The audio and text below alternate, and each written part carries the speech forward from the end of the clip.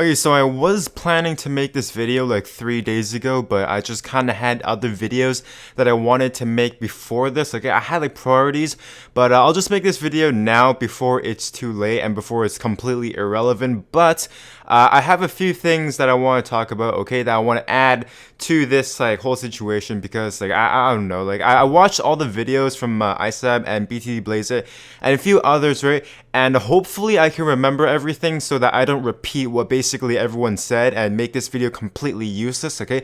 I do have a few things that I wanted to say that I know for a fact, okay, that other people didn't mention, alright? Now, this whole drama, okay, if you don't know what's happening, basically ISAB made a video talking about how Ninjakiwi is only pushing out updates for late game people, okay? So the new map, okay, the new hot tub map, they changed it, okay, now on Flash, okay? Now on the computer version, on the Flash version of BTD battles, the hot tub was a short map, was like a competitive map, okay? It wasn't a late game map. But then Ninjakiwi took it, put it on mobile, okay? Put it in the new 3.8 update, and they made all the balloons go around each circle twice. And because they go around that circle twice, okay, all 3 circles twice, they made it a late game map. The map is extremely long. In fact, it is the longest map, okay? It is 2 seconds longer than the next longest map called Bloons Circles, okay? It's literally 2 whole seconds longer, okay? Now that might not seem like a big difference, but trust me, it kind of is a big difference in terms of like, you know, micro challenge and all that good stuff, you know, maybe late game, those clutches, you know, it just makes those, you know, small clutches a little bit easier to do, okay? 2 whole seconds. 2 whole seconds, okay, like actual 2 whole seconds, but never mind that. Okay, so basically Ninjakiwi isn't putting out new updates, isn't like changing stuff for the competitive community. They're not listening to the competitive community, okay? Like I guess the real problem, okay? Now back in 3.4 update, they did kind of, you know, change some stuff with the competitive community. They nerfed the farm, okay? Now I don't know if that was like a good idea because like basically everyone just kind of got mad at Ninjakiwi, and the following update, Ninjakiwi had to rebuff the farm to make it better, but I wouldn't say to nerf the farm, okay? Because the farm is like a fundamental tower. You basically need it for like every single strategy, or at least most strategies, okay? I can see for sure most strategies you would need the farm, okay? Now other towers, okay, maybe like the apprentice, you can buff that, okay?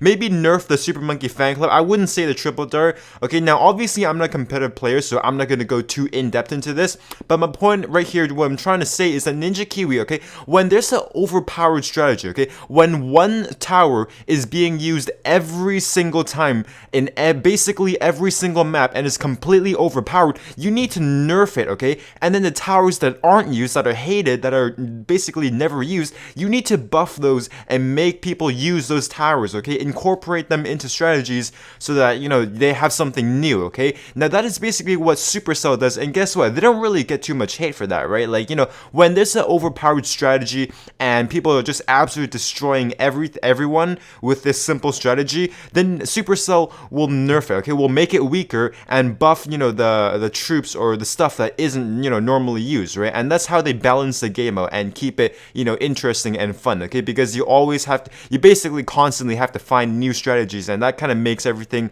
you know, a little bit more competitive. For the competitive people, that forces you to learn, you know, about all the towers, basically everything in the game, okay, so that you can, you know, make the best strategy. If you know basically every single tower, then you can create the best strategy, okay? So that's what Ninjakiwi needs to do now. And you know, when they nerf the farm, okay, like I said before, the farm is like a fundamental tower. You basically need it every single time, so I wouldn't say to nerf the farm, okay? But like the Dart Monkey, I mean, sure, right? You basically every single map you use the Dart Monkey, but like the Super Monkey Fan Club is overpowered, okay? Now they already did nerf the chipper, and I'm not gonna talk too much about this. I'm not gonna rant too much about this because I'm not a competitive player, so I can't say what towers to nerf and what towers to buff, but I can say this for sure, okay? The Glue Gunner is basically never used. The Apprentice is basically never used other than indoor pools, okay? Like, you kind of need it for indoor pools, but you wouldn't really use it other than indoor pools, okay? Other than that map, you would basically never use it. So I say, right, Ninjakiwi, Okay, I'm just gonna end it here. Okay, buff the apprentice, buff the towers that are basically never used. Okay, that people never use, and then nerf the towers that people are using. Balance the game out. Do what Supercell is doing. Okay, take a page from Supercell's book and balance the game out. Keep things new. Okay, and that is being okay. I'm just gonna go on to the next point. Okay, just because it kind of like flows, and that is that for me personally, right? I think Club Rooms was a great update, okay? And that's because mainly random trio, okay? Now you might be like, oh well, to keep things new, both players can randomize. But here's the thing, right? If both players just normally randomize on non-club room, on just classic mode, okay, both players will most likely have different loadouts, okay? But random trio would give both players random towers, okay? The same random towers, okay? So both players will have to use the same towers, but they're randomized, okay? So you might not use the farmer, you might not have the farm, and you might be forced to use something that you wouldn't normally use, like the sniper, the bomb tower, and the glue gunner, okay? So like you basically never use that, okay? But in random trio, you might get forced to use that, so that kind of forces you to think up different strategies, okay? You wouldn't use farms, and you have to go eco, you have to basically do everything differently. It switches things up for you, okay? Both players get the same towers, so it's more fair, okay? But if you just normally go into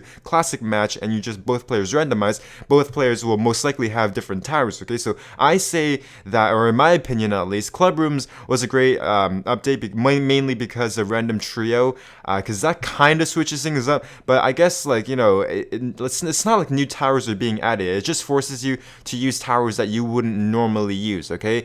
And okay, now I wouldn't say that Ninjakiwi has like basically never put out anything, never done anything for competitive players, okay? Now, I mean, I guess nobody really asked for arena, but if you're playing public matches, okay, if you're a competitive player and you mainly do like public matches, then I guess arena kind of helps. I mean, again, I'm not a competitive player, so I can't say for the competitive players, but just guessing, right? Just guessing. Arena, you can kind of separate the new players from the veterans, the noobs from the pros, okay? Like you wouldn't really have a new player go into a ceramic crucible or like any of the boss arenas, okay? They literally wouldn't even have enough medallions to enter it, okay? And if they did, they'd probably lose all of it just because they aren't good enough, okay? So arena, I guess it kind of separates the good players from the bad players, right? But I mean, that kind of screwed up because a bunch of people got like 50 trillion medallions, and they literally start off with apprentices, start off with ninjas, literally don't even know how to play the game, and they're just giving free medallions to the pro players because they're being absolutely destroyed every single time, okay? So that kind of failed. Okay, Ninjakiwi kind of screwed up on that. Arena kind of got screwed up. But the idea, okay, I'll admit that the idea was, good, okay? It kind of separates the pro players from the new players, okay? The veterans from the new players, okay? Now, just kind of people with 50 trillion medallions kind of messed that up. And I personally don't know how people get 50 trillion medallions and also avoid getting in the hacker pool, getting put in the hacker pool, getting flagged. I don't know how people do that, but they do, and apparently it happened. So the medallion system is literally broken beyond repair. You literally cannot repair it, okay? So to conclude this rant, okay, this whole drama, this whole controversy with Ninjakiwi only putting out updates, making basically every single update for or targeting late gamers and casual players, and not really focusing or not really taking any of the requests from the competitive community, okay? The competitive community is basically just telling Ninjakiwi, hey, do this, do that, but then Ninjakiwi doesn't listen to them. Ninjakiwi literally ignores the competitive community, and since the competitive community doesn't have anything new, they're still using the same dart farm chipper every single match, okay, every single time for probably at least a good year, okay? For as long as I can remember, people have probably been using dart farm chipper since the game first came out, okay? So literally nothing has changed, and it's the exact same dart farm chipper strategy every single time. So obviously it's going to get boring, and that basically forces the competitive players to quit, because a lot of competitive players have now fully quit the game to play other games. Okay, literally, YouTubers that have played Bloons City Battles as their main game have now fully quit the game. And yeah, so this update or this whole controversy doesn't really affect me because I am number one, not a competitive player. I don't really do competitive matches. I mean, yeah, I do them for YouTube videos, but I don't play them like often. I don't play them like every single time, right? I kind of switch things up. I don't do just a competitive gameplay, okay? I kind of do, I guess, experiment kind of videos, which aren't, really late game. I mean, they go kind of late game to see, to basically answer questions and to try things out, do experiments, right? But like, me personally, it doesn't really affect me. I don't really care if Ninjakiwi doesn't put out updates for competitive people and only put out updates for late game people, because I'm neither of the two. But then I guess kind of, the game isn't really changing, because like they put out car battles, I don't play car battles. They put out arena, I don't play public matches, okay? They put out club rooms, I play club rooms. So I guess literally the only thing Ninjakiwi has actually ever done that affected me was club rooms. Okay, so this update really didn't do anything, and it doesn't really affect me. I'm not concerned with it, but obviously a lot of other people are, and that's why people are getting mad at Ninjakiwi. It's because they only put out updates for the late game people. Okay, they don't listen to the competitive people. Okay, so that's basically this whole situation and my opinion on it. Ninjakiwi needs to balance stuff out and listen to the competitive community, because people are quitting, and if Ninjakiwi keeps on going like this, then they're literally gonna lose like a bunch of YouTubers. Like a bunch of YouTubers have already quit. They're gonna lose a bunch of players. They're gonna lose a bunch of money. This is all up to them, okay?